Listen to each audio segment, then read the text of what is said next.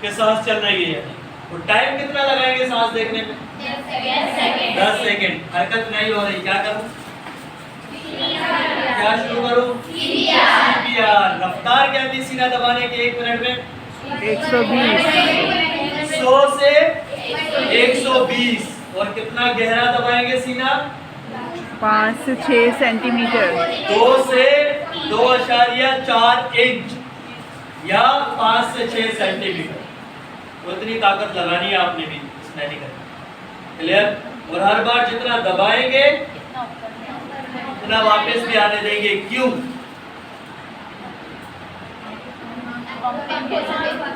खुद पंप नहीं कर रहा, हम करवा रहे हैं। जब तक पूरा फंक्शन कंप्लीट नहीं करवाएंगे फायदा नहीं होगा। तो इसके जितना नीचे जाएंगे उतना वापस भी आने देंगे। क्लियर? और ये कब तक करते रहेंगे हम? चेक कितनी देर बाद करेंगे? सॉरी, सवाल तब्दील करो। चेक कितनी देर बाद करेंगे? 2 मिनट बाद। क्या चेक करेंगे?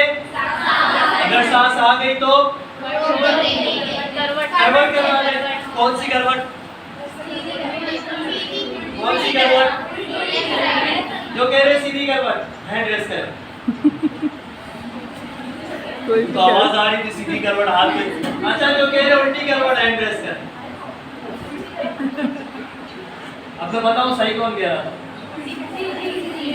दोनों ही सही कह रहे थे। किसी भी साइड करवट करवा, चाहे वो सीधी हो या उल्टी हो, किसी भी साइड करवट करवाए। का इसलिए कह रहे हैं कि हमने फोर्स लगाई है, ताकत लगाई है उसका सीना दबाने में। हो सकता है उसने कुछ खाया हुआ हो, सांस वापस आ गई तो वो वॉमिट भी कर सकता है। सीधा लेटा रह गया तो सांस की नाली में दोबारा चले जाएगा, मजीद वबाले जा। तो करवट इसलिए करवाते हैं कि अगर वो वॉमिट करता भी है तो वो बाहर आ, अंदर ना। तो उसके लिए चाहे करवट फिर सीधी हो या उल्टी हो, करवट हो जाए। समझ आ गया? सांस आ जाए तो CPR रोक देंगे। उनके फैमिली मेंबर मना कर देते हैं कि क्या कर रहे हो भाई, छोड़ दो। और उनकी बात मान लेंगे, वरना वो बात में आपको तंग करेंगे। ठीक है बेटा, आप जो बैठी है तीसरी, आप बताएं ये मैरून स्कार्फ में जो बैठी है, एक ही मैरून स्कार्फ होता है बेटा। तीसरी कंडीशन, हाँ बच गया। एम्बुलेंस आ जाए तो उनके हवाले कर देंगे। मैडम जो लास्ट में आप चाहिए, शोल्डर पे टैप करना है, थोड़ा सा फिन टैप होगा, बहुत ज़्यादा लाइट टैप नहीं है। ऐसे करेंगे। Hello sir, are you okay? आप मुझे सुन सकते हैं? कोई रिस्पॉन्स नहीं आ रहा, तो मतलब वो कॉन्शियस नहीं है। पहली चीज़ हो गई। अब दूसरी चीज़ क्या चेक करनी थी? ब्रीदिंग। कैसे ब्रीदिंग कैसे चेक करेंगे?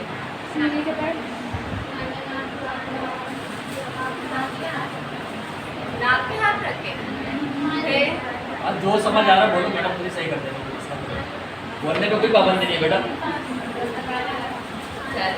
हमें उनके लेवल तक आना है और हमें सिर्फ चेस्ट का राइज एंड फॉल देखना है। जब आप सांस लेते हो तो आप देखते हो ना, आपका सीना ऊपर नीचे होता है। उसके बगैर तो कोई किसी को भी सांस नहीं आ रही होगी, है ना? तो बस हमने उनके लेवल पर जाना है। जो मेरे एयर्स होंगे वो इधर होंगे, ताकि अगर कोई आवाज़ है तो वो मुझे आ रही हो, और मुझे सिर्फ चेस्ट का राइज एंड फॉल देखना है। ठीक है? तो कितनी देर के लिए देखना है? तो हम नहीं जाएंगे कि सांस है कि नहीं। ठीक है? तो मेरे साथ काउंट करना है। ठीक है?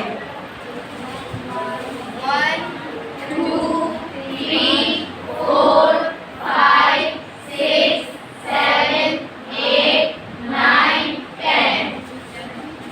CPR के लिए सबसे पहले हमें अपनी पोजीशन बनानी है। सही है? अपने घुटनों के बल हमें खड़े हो जाना है, जैसे अभी मैं हुई। ठीक है?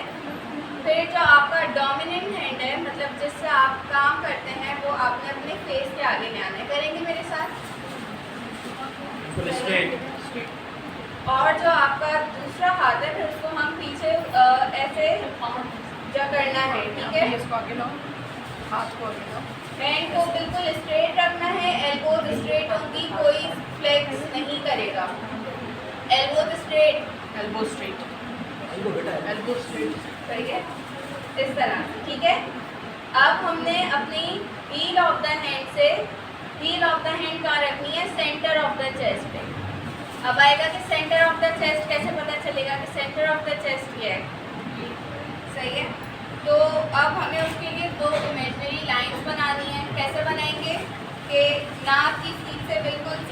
स्ट्रेट चले जाना है। और फ्रॉम निपल टू निपल जो हमारे पास बीच का दोनों लाइन के इंटरसेक्टिंग पॉइंट है वो क्या है? Centre of the chest. ठीक है, तो अब पता है सेंटर ऑफ द चेस्ट क्या है? तो अब हमें अपनी हील ऑफ द हैंड को कहाँ रखना है? Centre of the chest. सही। अब मैंने अपना हैंड प्लेस कर दिया, अब हम कंप्रेशंस देंगे। तो मेरे साथ काउंट करनी है कंप्रेशंस। लोगे 1 2 3 4 5 6 7 8 9 10। आना पड़ेगा तुमको, 2 इंच तक जमना चाहिए।